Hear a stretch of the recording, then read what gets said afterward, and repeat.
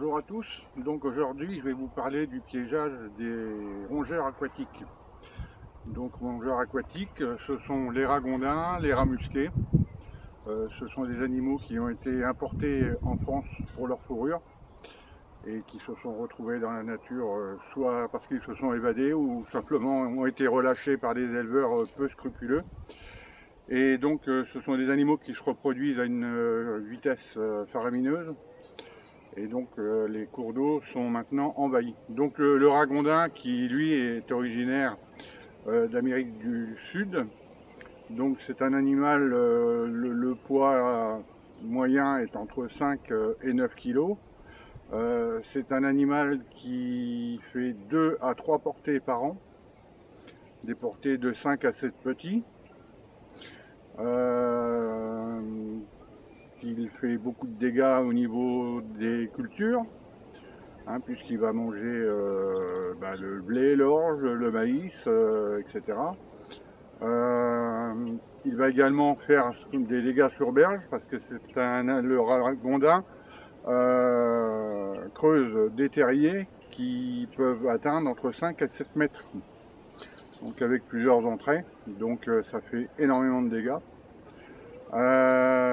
Le rat musqué, lui, est beaucoup plus petit, donc il n'excède pas le 1,5 kg en moyenne. Lui est originaire d'Amérique du Nord. Donc les terriers sont aussi conséquents, moins grands que le ragondin, mais quand même. Et également un gros risque sanitaire avec ces animaux, puisqu'ils sont porteurs de plusieurs maladies qui peuvent être transmises à l'homme comme au bétail. Donc par exemple la douve du foie ou la leptospirose. Il y a d'autres maladies également. Donc c'est des maladies qui peuvent être potentiellement mortelles chez l'homme, chez les ovins et les bovins, également qui peuvent conduire à l'avortement des génisses. Hein, donc puisque les germes se trouvent dans l'urine des animaux, donc ils urinent dans l'herbe, les vaches ou les moutons passent derrière, mangent l'herbe qui est contaminée et après la maladie se déclenche. Concernant l'homme, à moins de manger de l'herbe, le risque est également dans l'eau. Une micro-coupure, une micro-blessure sur la main suffit. On trempe la main dans l'eau, la bactérie rentre par la micro-coupure, la micro-blessure, et ensuite la maladie peut se déclarer. Donc ça va très très vite. Alors il y a les vaccins, la leptospirose, il existe des vaccins, sauf que il existe énormément de souches de lepto, et le vaccin ne couvre pas toutes les souches. Donc il en va de même également pour les animaux de compagnie qui peuvent attraper la leptospirose. Je vous déconseille fortement de laisser vos chiens jouer avec les carcasses de ragondins si vous trouvez une carcasse de ragondin. Et également de faire très attention parce qu'un ragondin n'aura pas peur d'un chien. Le ragondin n'a pas de prédateur quand il est à l'âge adulte. Il n'a pas de prédateur en Europe. Donc il y a plusieurs cas, moi j'ai plusieurs collègues qui ont des chiens qui se sont fait attaquer par des ragondins et ça fait énormément de dégâts. Donc aujourd'hui je vais vous parler du piégeage des ragondins au moyen de cages, donc des pièges de première catégorie. Aujourd'hui on va parler uniquement des cages, on va les appeler comme ça, des cages simples. Il existe également des cages à prises multiples. Ça fera l'objet d'une vidéo future. Également, pour capturer les ragondins, il existe des pièges tuants, donc des pièges qui tuent. Alors, je ne suis pas fan parce que ça tue tout ce qui rentre dedans, donc voilà. Donc c'est pareil, on fera une vidéo bien spécifique à ces pièges-là.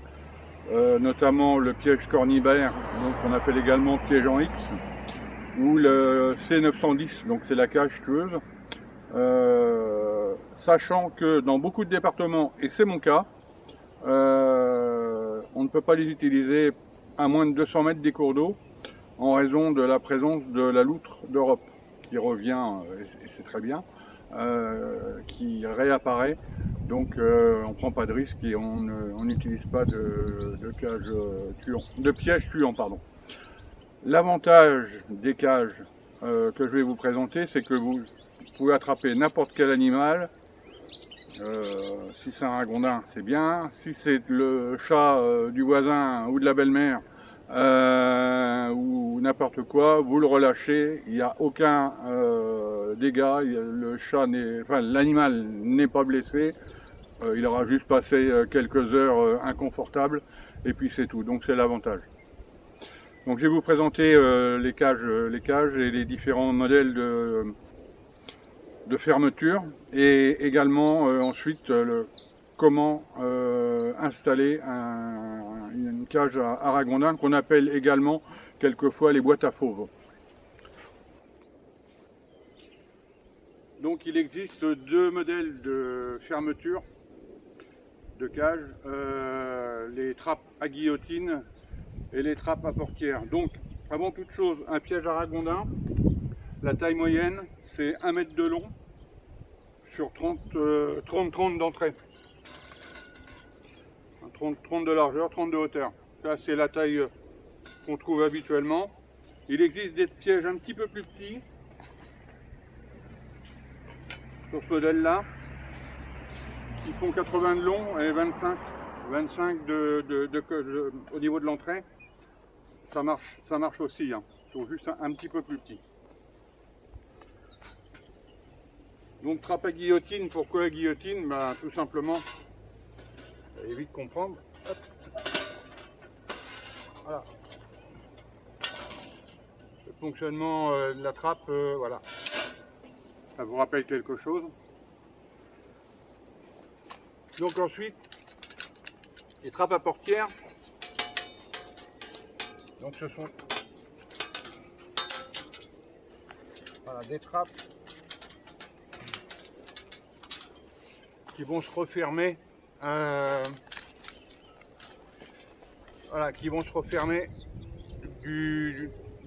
la manière d'une portière. Donc l'avantage avec ce système de porte, c'est que l'animal ne pourra pas rouvrir. Certains, alors pas forcément des ragondins, d'autres espèces arrivent à rouvrir ce type de trappe en glissant leurs pattes dessous et en arrivant le voir.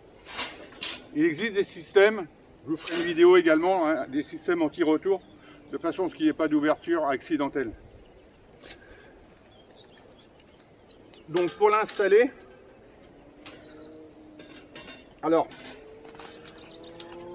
avant toute chose, voilà, celui-là c'est un mono-entrée, donc il y a une entrée. Et celui-là, c'est un 2 entrées. Alors, ça existe également en fermeture à guillotine à une entrée. Vous pouvez également, celui-ci, vous en servir en une entrée. Tout dépend où vous le posez.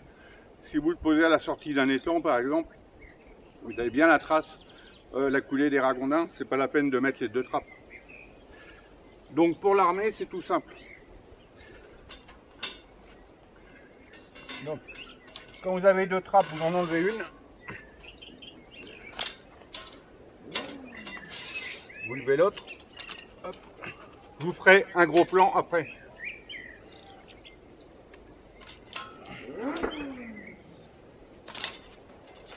Quand ça veut, ça veut, quand ça veut pas, ça veut pas.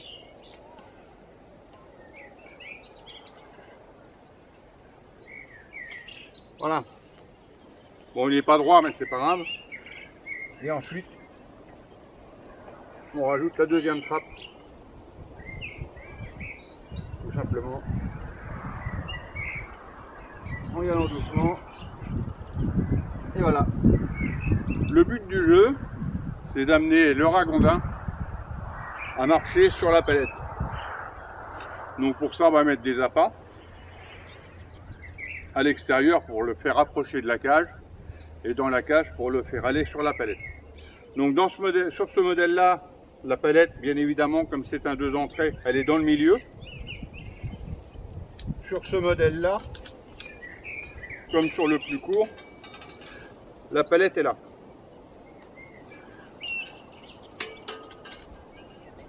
Donc voilà le système. Donc tout simplement, le ragondin marche, ça se referme, et le matin à la relève, et ben, vous avez une bonne surprise. Ou pas, ça dépend.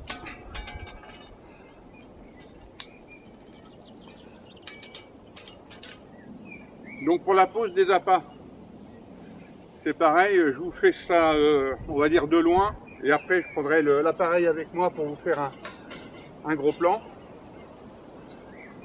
Donc déjà on va ouvrir, armer le piège. On a la chance sur ce modèle là d'avoir une trappe au-dessus qui permet d'accéder à la palette et de pouvoir poser délicatement des appâts dessus. Donc en appât, le ragondin c'est un herbivore, rongeur, ça mange un peu tout. La tradition, on va dire, à l'habitude, tout le monde leur donne des pommes ou des carottes. Ça marche aussi avec autre chose. Si vous avez un champ de maïs qui est pas loin, vous pouvez mettre des poupées de maïs. Nos amis des Hauts-de-France mettent des endives. Il faut tester. Le piégeage, c'est un domaine où on teste en permanence et où on en apprend tous les jours. Donc comme on est en Normandie, on va utiliser des pommes. Donc petite astuce pour couper vos pommes, ayez un couteau qui coupe pas. Ça vous permettra de ne pas couper vos gants et d'être obligé de changer de gants régulièrement. En parlant de gants, vous avez vu depuis tout à l'heure que je manipule des cages. Je suis ganté. Pourquoi? Parce que la leptospirose, je vous l'ai dit tout à l'heure, est dans l'urine du rat. Il y a eu des ragondins, des rats musqués dans ces cages-là. Ils ont uriné. Les cages, elles sont empilées, il pleut, etc. Donc on considère toujours une cage comme contaminée. Donc on porte des gants. Alors, bien évidemment, pour manipuler les ragondins, les animaux en eux-mêmes, également mettez des gants. Donc sur cette cage-là, j'ai la chance d'avoir une griffe qui est un peu en hauteur. Donc je vais pouvoir mettre un morceau dessus. Ça arrive régulièrement, c'est pas grave.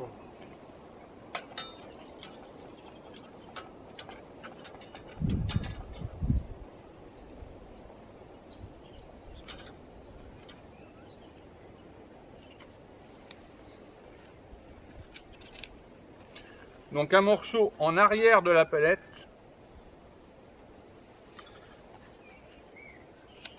Alors je mets des gros morceaux pour que ce soit bien appétissant. On mettra des plus petits après. Voilà, 2 morceaux sur la palette. Après on va répartir dans la cage de façon à ce qu'ils arrivent tranquillement jusqu'à la palette. Vous voyez, je me sers de ma main comme d'une planche à découper, donc d'où l'utilité d'avoir un couteau qui ne coupe pas trop. Alors je vous le fais un peu à l'économie parce que là je suis chez moi, j'ai pas de ragondin, donc je vous la pose vraiment pour le fun.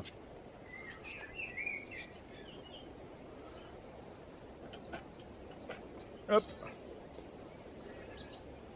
Et ensuite, alors, en dehors de la cage, on appelle ça dans notre jargon des gratuits. Alors c'est des morceaux qu'on dissémine, alors des fois loin, à 2-3 mètres de la cage, hein, de façon à ramener le ragondin jusqu'à la cage. Donc vous en mettez, voilà. Et surtout à l'entrée de la cage, voilà. Alors là j'étais un peu radin, parce que j'ai mis une pomme là. Faut pas hésiter à en mettre surtout les premiers jours. Faut pas hésiter à en mettre.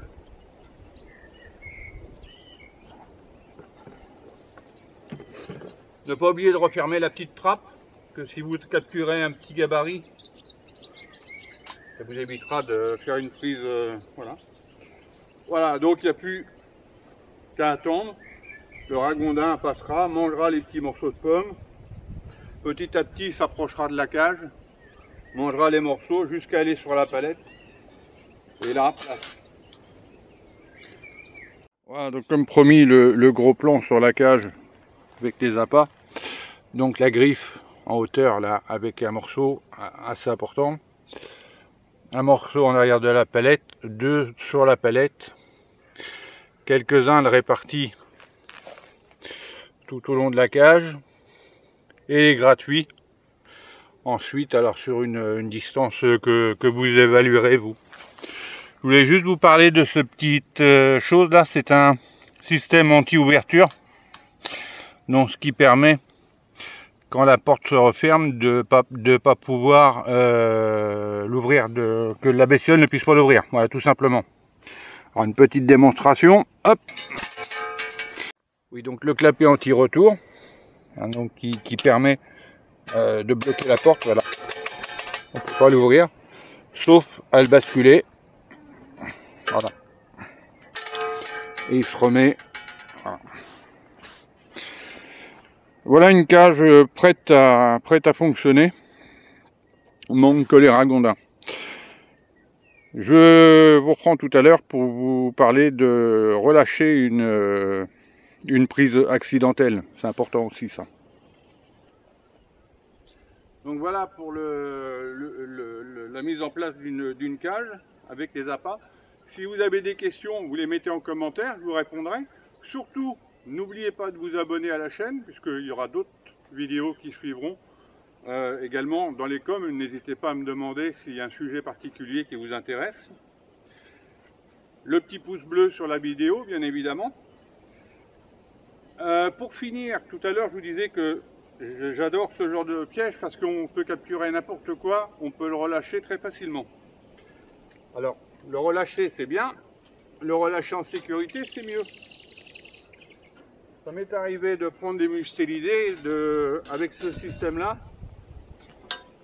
En faisant ça, en passant, je me suis fait croquer la main. Donc pris une fois, mais pas deux. Alors quand c'est ce système-là, c'est tout simple. Hein. Vous ouvrez, vous mettez comme ça, vous ouvrez, la bestiole, quitte à pousser un peu derrière, la bestiole se barre et c'est fini. Quand c'est une cage à fermeture à portière, c'est moins évident, parce que comme je vous disais tout à l'heure, si vous faites ça, au passage, vous vous faites croquer la main. Enfin, pas systématiquement, mais bon, ça m'est arrivé. Alors l'idéal, c'est d'avoir un bâton.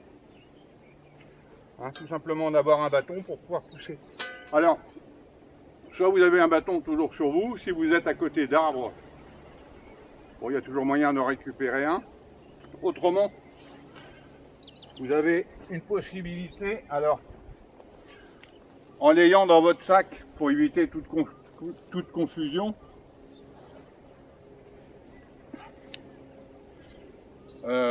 c'est un bâton télescopique. Alors nos amis gendarmes ne s'y sont pas trompés, ils l'ont baptisé BTD, bâton télescopique de défense. Bah, nous on n'a pas besoin de se défendre, mais ça reste un bâton télescopique, donc il ne s'agit pas d'aller taper sur le nez des gens, c'est simplement de s'en servir comme d'un bâton, comme là, je suis bien embêté, si j'avais une bestiole dedans, comment faire? Alors si il y a une bestiole dedans, vous basculez votre cage tout doucement, c'est pas la peine de faire un looping, de façon à ce que la porte s'ouvre normalement, tranquillement, et surtout reste ouverte. Et avec votre bâton, voilà, vous l'ouvrez et la